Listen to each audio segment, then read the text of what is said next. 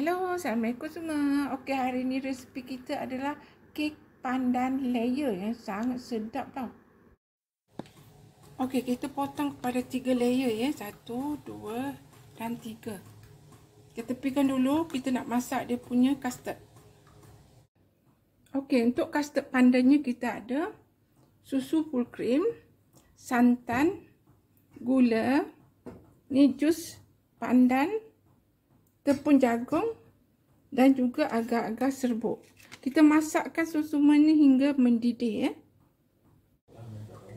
Okey, kalau dah ada ya gelembung-gelembung macam ni, tutup api dan dia dah masak ya. Okey, sekarang kita letakkan plastik ya. Kan senang kita nak tarik. Masukkan dulu kita punya custard.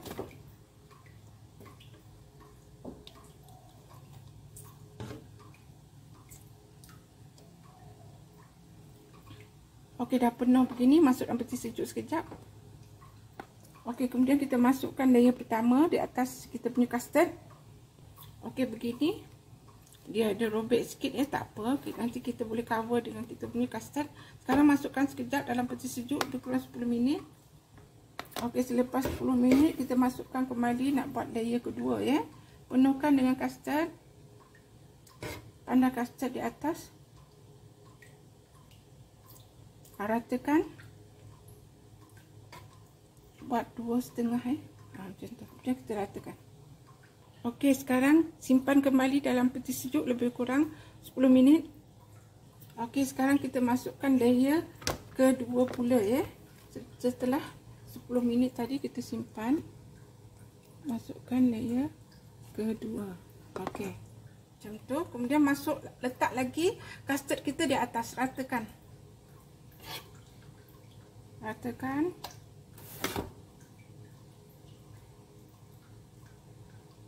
Buat 2,5. Ya, ratakan dengan sudu begini.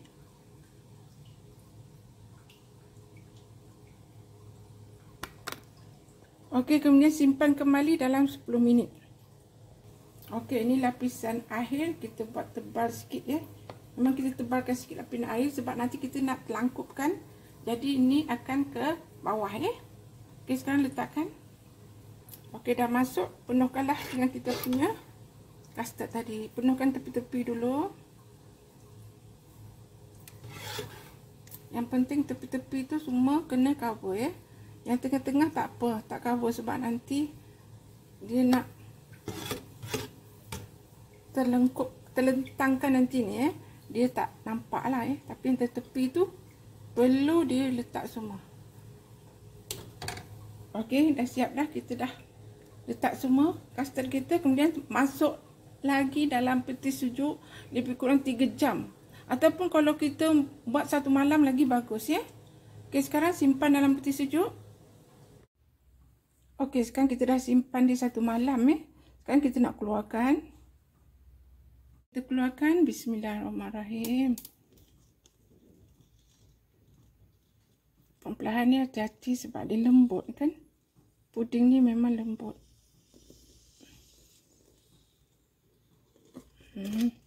Cantik sangat. Okey, mari kita bukakan plastik dia. Kita alas ya dengan plastik kat bawah dia. Sebab nanti dia susah nak buka kan. Nampak. Dia dah alas, senang aja nak buka. Nampak tak? Cantik kan? Okey, sekarang kita akan potong tepi-tepi ni, sisi-sisi ni. Kalau kita nak tabur dengan kelapa pun boleh ya. Kelapa yang kering ya. Tepuk-tepuk macam tu dia jadi cantik. Okey, ini kelapa keringnya yang kita dah parut kering. Kita boleh tabur dekat tepi-tepi ni ya.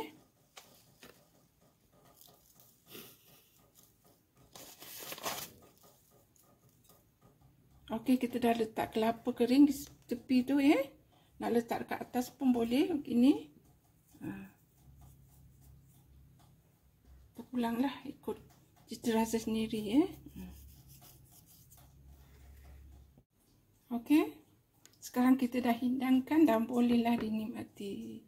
Color ni, color dia punya pandan ni, kalau nak color dia begini ya, kita campur sikit dengan warna merah ya. Sebab kalau kita pandan tu nampak dia hijau sangat, tak cantik kan. Saya suka warna macam ni.